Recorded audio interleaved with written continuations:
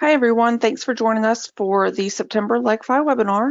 My name is Amanda and today I'll be going over how to set up events and fundraisers within LegFi, and we'll also look at how to connect your treasury accounts to events and fundraisers and how to set up categories in your budget so it goes into your events. So first, I want to introduce Sarah Beth. She's also helping today. She'll be answering any questions you may have throughout the webinar. And then at the end, I'll also answer some of those as well. If you will, please go ahead and introduce yourself so that we can make sure that the question chat is working. And while you're doing that, Sarah Beth is going to go over who OmegaFi is. Awesome. Thank you, Amanda. Like Amanda said, my name is Sarah Beth. I am co-hosting with Amanda today, answering your questions in the comments, and I'm just going to give you a brief overview of kind of what OmegaFi is and what we do.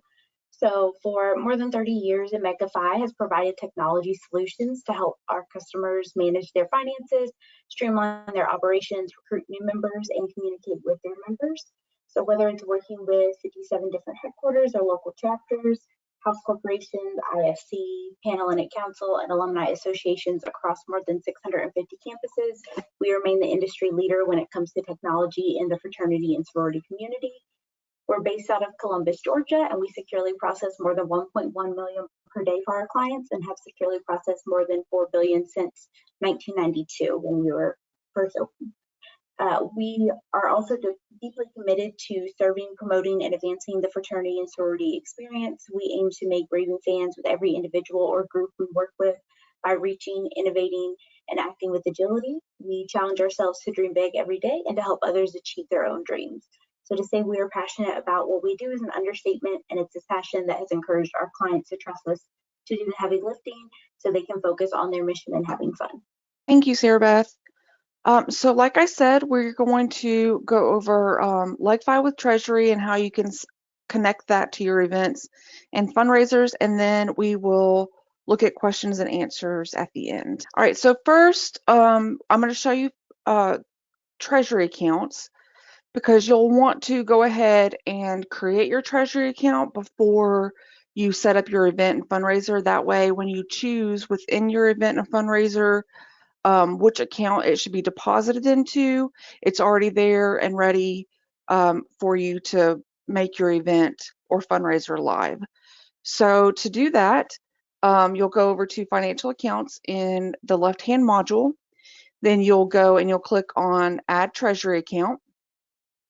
You'll read through the terms and conditions and accept those, and then click Submit. It will take you to a Know Your Customer in compliance with federal regulations. Our payment processing partner, Stripe, must collect all of the information requested in the Know Your Customer form. This form is securely encrypted, and the data provided will only be used by Stripe's system to verify your identity. So you'll input the required information. It will first start you by where you'll enter your cell phone number and your email address, and then a code will be sent to you to verify your phone number. After that, it will take you through the process where you provide your name, contact, and identifying information and organization information to complete the form. If Stripe's automated system is unable to verify your identity, you may be asked to provide additional identification, such as a driver's license, to finish the process. So once the form is submitted in full, your new account will appear, and it will be listed under the Treasury accounts. It does take a few minutes for the verification process to go completely through, about 5 or 10 minutes. But once it is, you'll see this green check mark over here that shows that you are verified and that you can begin using your Treasury account and then adding new Treasury cards under that Treasury account.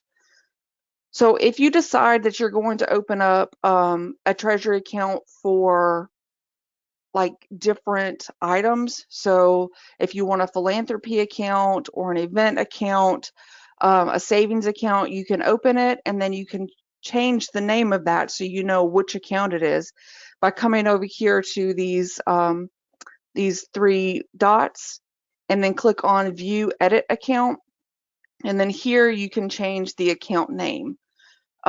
So we can change this to Fall Event and then hit Save, because that's where when we set up our event, we'll want the money to go to.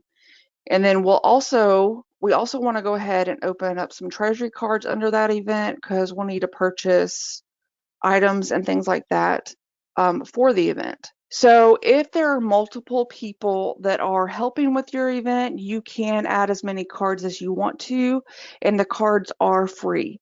So if you have an event planner and then you have someone that is buying supplies, you can add them as card holders. So to do that, you'll come up here, you'll click on Add Card Holder, and then you'll choose the member. So we'll choose Winston. And then you'll choose the card type. If it's something that needs to be done immediately, you can choose virtual, and that you will immediately get access to that, and then they can add it to their Apple Pay, Google Pay, Samsung Pay, whatever they use. Or a physical card takes 5 to 8 business days for that to come in the mail. So we'll choose virtual. And then for their spending limit, if they're buying supplies and you've already budgeted out how much they're going to be purchasing, and you've decided, okay, we're going to spend $150 on supplies, you can do all time. And then once that $150 is up, that's it. That's all they get, unless you come out here and edit this. Or if you know that if this is going to be a prolonged event or event way in the future, and they're going to be purchasing things every month or every week leading up to it, you can give them a weekly or monthly budget according to how you think people purchasing tickets, how that will come in. So you can figure out your budget here and choose that, and then click on Done. And then you'll agree to the treasury card terms and conditions as well. So then you'll click on Next. And from here, you'll make sure that all of the information is correct, and then you'll click Submit. So that was for someone that I'm not logged in as. So I wanted to show you that, because then they will get an email letting them know that that a card has been placed in their name, and then they will have to fill out all the card holder information. I also did one under who I'm logged in as, and it says here like pending card holder data. So I need to go put in that information. So if it's you're logged in as an admin, you can do that within the LegFi application as soon as you add the card. If it's someone else, they can also go to the LegFi application and put this information in, but they have to do it. You cannot do that for them. So under the Actions menu, we're going to go to Add Card Holder Information, and we will put in all of the information. And then they'll be prompted to agree as well to the terms and conditions, and then click on Continue. And you can review it and then click Submit.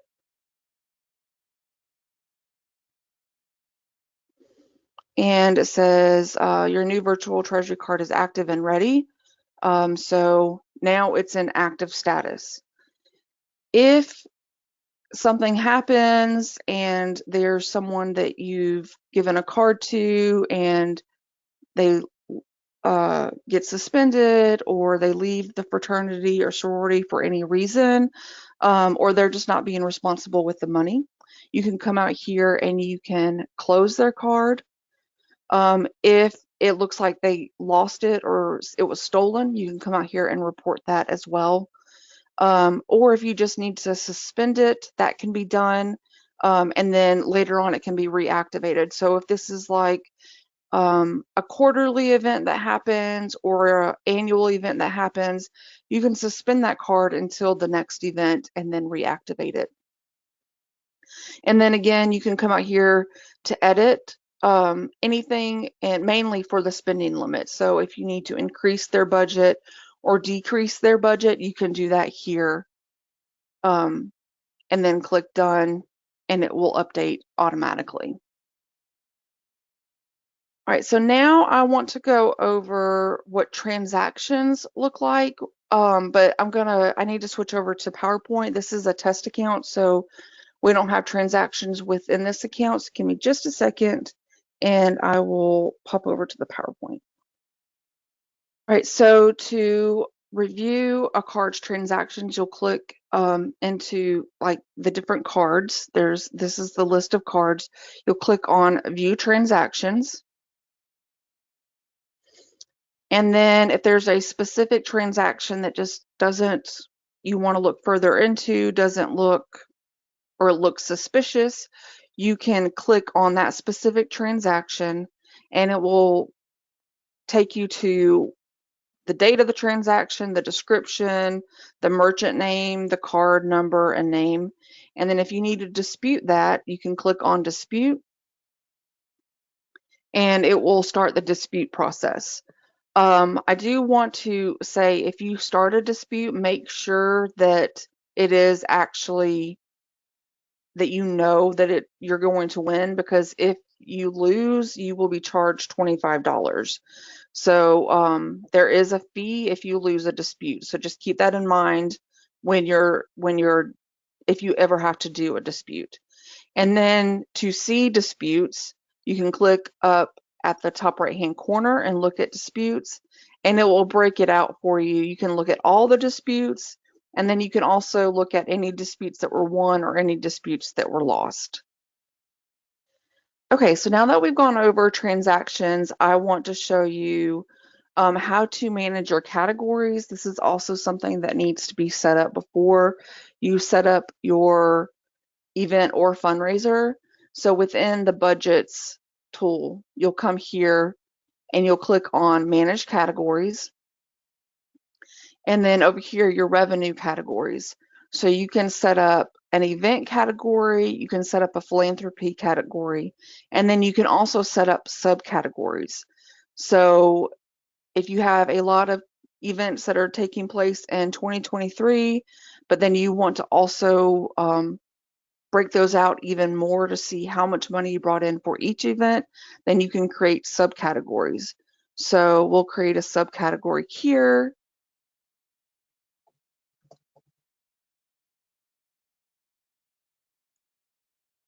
And then it takes a minute for it to show up, or a second, not a minute. And then under philanthropy, if you have multiple philanthropies, or if you're doing multiple fundraisers, or if you just want to call it fundraisers, you don't want to call it philanthropy, you can click the pencil icon here and change the name. And then you can also put a subcategory under that as well.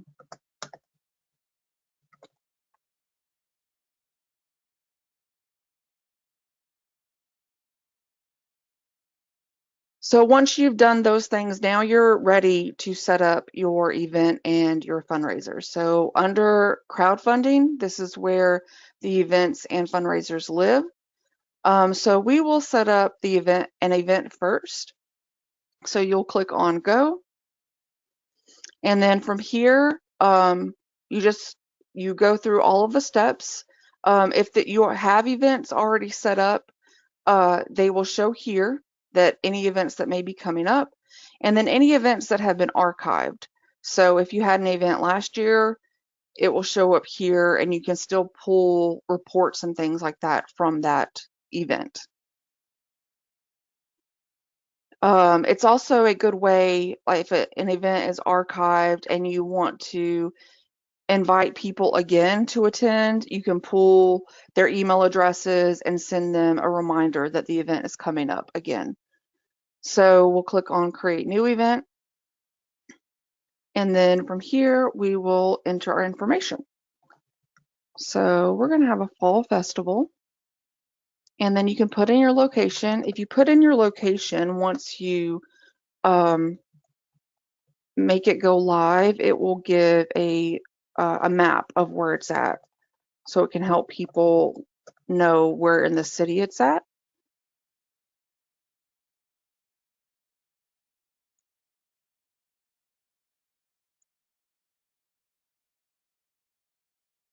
So and then you can also click on that and it will pull up where it's at in Google.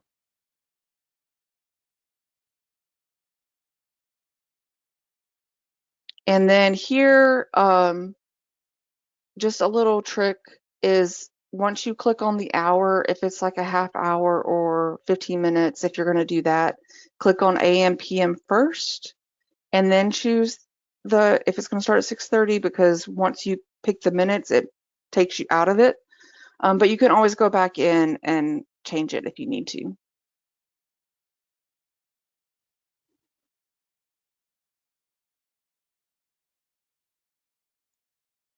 Okay, once we choose the start end date, you can have an event that is over multiple days, or just within a few hours. However you want to set up, that's how you can do it. And then we'll put in our description.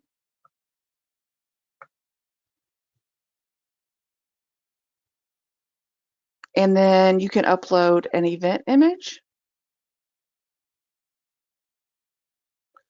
One of the things that I want to point out is the recommended image size is 500 by 360 pixels. If you're not sure if your image meets those standards, you'll be able to tell when you upload it, because there will be it'll be kind of disformed. And to fix that, you can go to Canva or PicMonkey and just put in those pixels and update it, and then you'll be good to go. So here is where we set up the category. So this is the revenue category. So I'm going to choose the Fall Festival. And this is the financial account. I'm going to choose the event account. And then here are some options that you have. You can show remaining tickets. So if you want people to see how many tickets are left, to encourage them to purchase. If there's, only 10 tickets left, they need to do it now and not wait. If you want people to see who's attending, you can post that. Or if you need to suspend the event, for if it gets canceled or anything like that, you can come out here and suspend it. You can create a custom URL that you can share on Facebook or Instagram, social media. So we'll just choose Fall Festival 2023. And then you'll put in your organizer information. So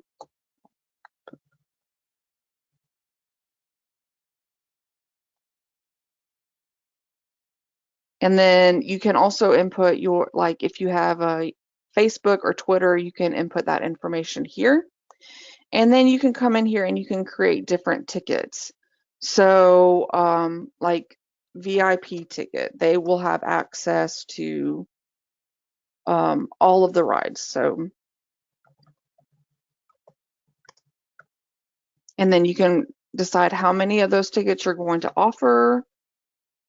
And then if it's an actual attending ticket, or if you're also accepting donations, you can create that as well. And then you'll put when the last time they can purchase that, what the date is. And then you can put any ticket description. So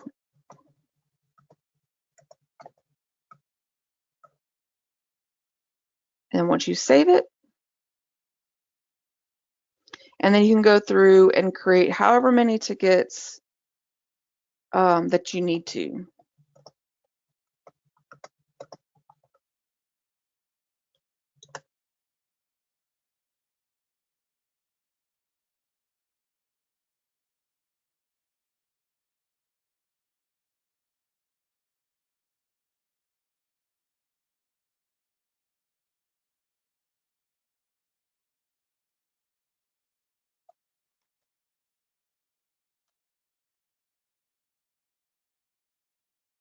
And then once you're finished adding all of your tickets and any other information that you want to add, then you'll make sure to create the event. So once that's created, it will show here, and it will give you all of the information. You can then come out here, you can edit it if you need to. You can look at any cells that are here, and then once there are sales, their information will show up, and you can export it to send them to keep up with who all is coming. You can invite guests, so if you want to make sure that all of your members are getting an invite, you can add them and invite them. And then you can also share the event URL, so you can copy here and then post it if you have a website, on your website, on any social media, in a newsletter if you have that.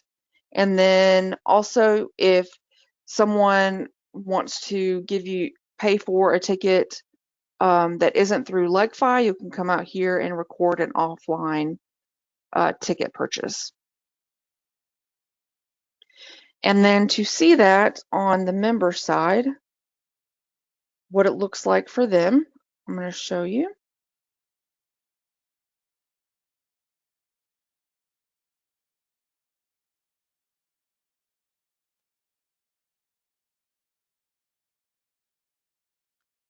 All right, so when they log in, they'll come over here and then they'll be able to see what events are available. They'll be able to see the map, and then they can come out here and they can purchase a ticket and add to cart, and then they will pay. So that's what it looks like for the member. Okay, and then moving on to fundraising, it is almost exactly the same on how you set it up. So if you have any active fundraisers, they'll show here. Any that are suspended will show here. So we'll create a new fundraiser.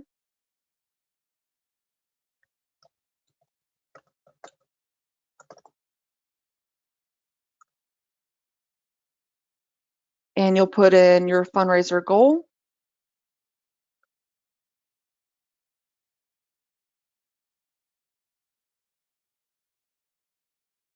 And then the description, we'll upload the picture or the logo that we're using.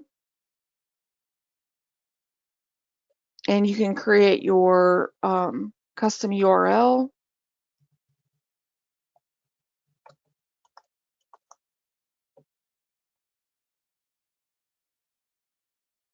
Under the additional settings, this is where you can show donors and amounts or not show them. Some donors like to remain anonymous, so you may choose to not show them. Under category, this is what I was showing you earlier about where to set up under budgets. You'll click whichever category that you want to choose, and then your financial account that you want it deposited into when people make the donation. The status, if this is something that you're working on and you don't want it to go live right away, you can keep it as suspended until, say you want this to go live on October 1st, but you want to go ahead and create it and then just turn it on October 1st. You can do that here. Or if you're going ahead and creating it, you want it to go active as soon as you hit start campaign, then you can do that as well. Under the tax receipt information, this just gives them something to have a receipt to claim on their taxes. And then you can set up the different donation options. So we'll do bronze level. And you can also do one-time or recurring or both. So you can give them the option to choose their own donation. So, but we'll set these up first.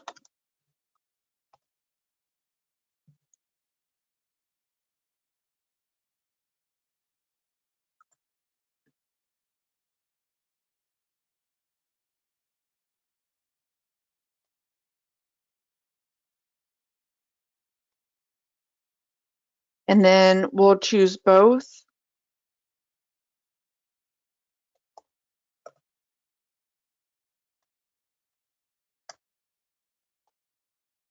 And then you can leave it as 0 to give them the option on how much they would like to donate. So then we'll put in our information.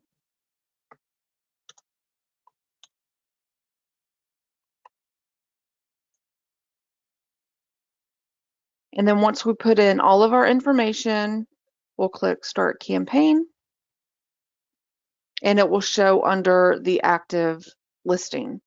If for any reason you need to come and suspend it, you can do that as well. You can share the URL, and again, you can invite guests to begin donating. And then you can also look at who all has donated as well.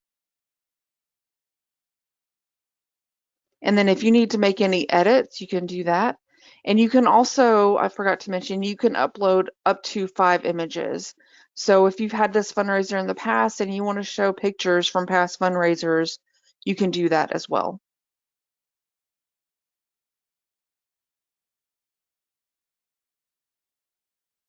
Okay, I wanted to make sure I covered everything. And then this is what it looks like when someone comes out to LegFi and they look at it. They can do a recurring donation, and then they can choose how much they'd like to donate. They can do a one-time donation, and they have these choices. So the bronze, silver, gold, platinum, and then or choose how much you'd like to donate. All right, that is everything I have for you all today. If you all think of any other questions and you can't find your answer in the Help Center, you can email info@legfi.com and our support team will be happy to help. But thank you for joining today, and you all have a great afternoon.